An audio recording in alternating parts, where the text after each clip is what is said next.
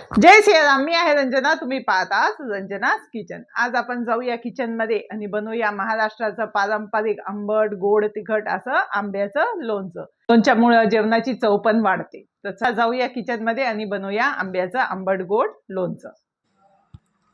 येथे मी 6 किलो आंब्यांना फोडून त्याला मीठ व हळद लावून रात्रभर बरणीत ठेवले व सकाळी 1-2 तास ऊन देऊन हे सुकवले. आता करूया मसाल्याची तयारी. लोणच्याचा खार बनवण्यासाठी मी इथे रामबंधू लोणच्याचा तयार मसाला घेतला आहे. इथे मी 5 किलो 6 किलोला मी 5 किलो मसाला घेते. इथे 1 किलो मोहरीची डाळ.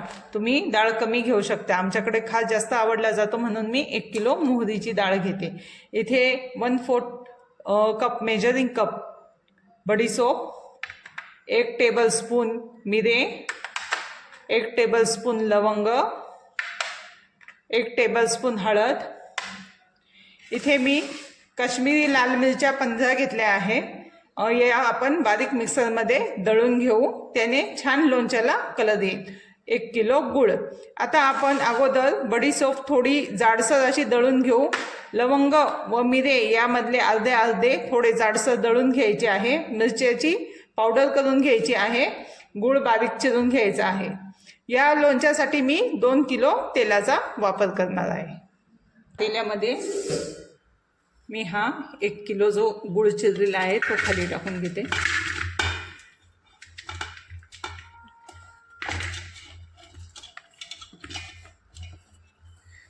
गूळ आपल्याला जास्त जाड नाही चिरायचा, थोडा बारीकच चिरायचा आहे, म्हणजे तो लवकर मसाल्यामध्ये वितळून जाईल.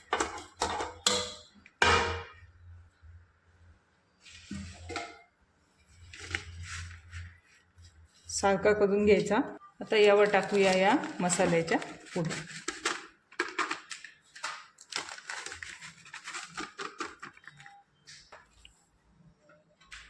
लाल दळलेली मिरची,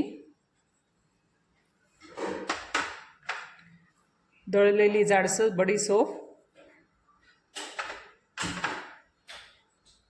लवंग व मिरे दळलेले, हळद,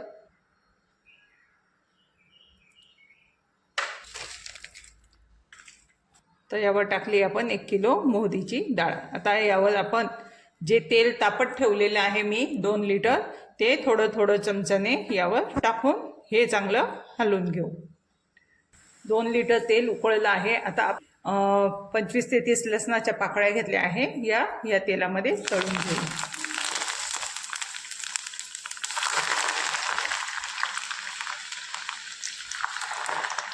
यामध्ये मिरे व लवंग,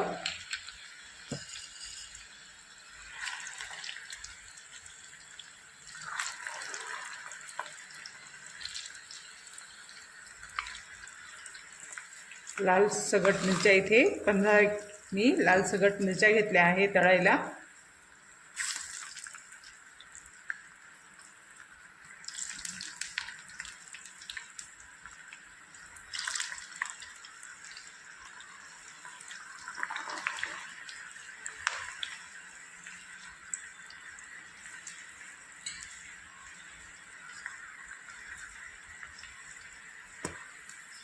तर इथे लसणाचा रंग बदलला की आपण हे तेल खारामध्ये टाकून देऊ.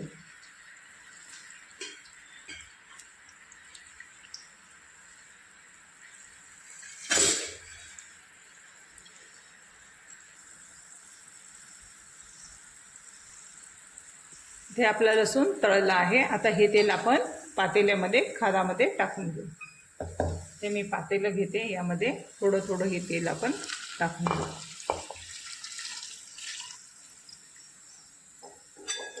यावरती उरलेलं आता हे जे तेल आहे ते मी थोडं करून खार तळून घेणार आहे.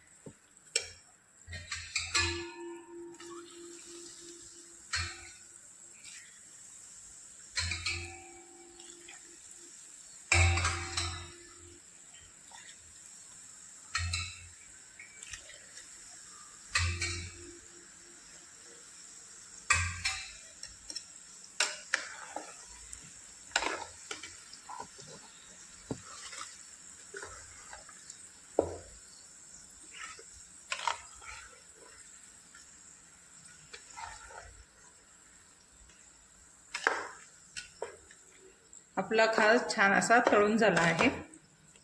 आता हे उरलेलं तेल आपण थोडं थंड झालं की मग याच्यामध्ये टाकून घेऊ. यामध्ये आपलं मीठ टाकायचं राहिलं आहे, तर आपण यात अर्धा किलो मीठ टाकून घेऊ.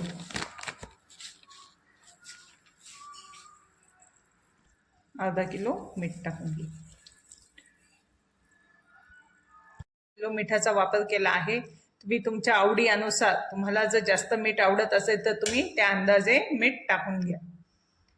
साधारणपणे 750 ते 800 ग्राम एवढ्या लोणच्याच्या खापांना मीठ वापरलं जातं, पण मी कमी मीठ टाकते. आता हा खार आपण थंड होण्यासाठी एक हवेशीर जागेमध्ये नेऊन ठेवू. त्यावर बिलकुल पाण्याचा एक थेंब सुद्धा उडाला नाही पाहिजे. व्यवस्थित हे खार बाजूला ठेवायचं आहे.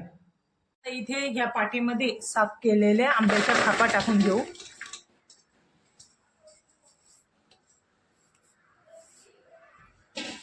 त्यामध्ये आपण हा तयार केलेला जो खार आहे तो आपण यात टाकून घेऊ.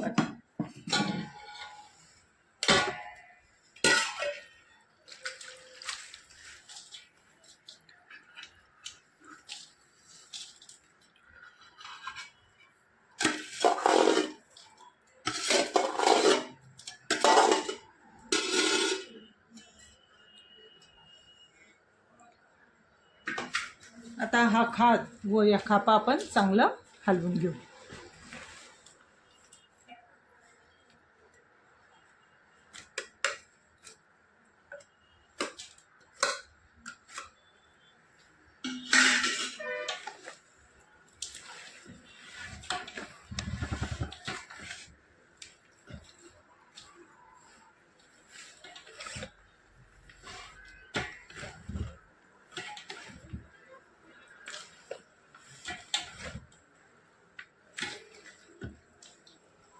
हा खार आंब्याच्या खापांना चांगला व्यवस्थित लागला आहे.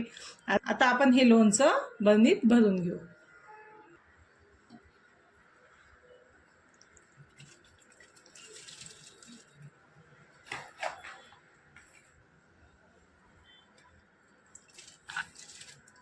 लोणचं भरून झालं आहे. आता याला आपण एक कपडा बांधू व झाकून ठेवू.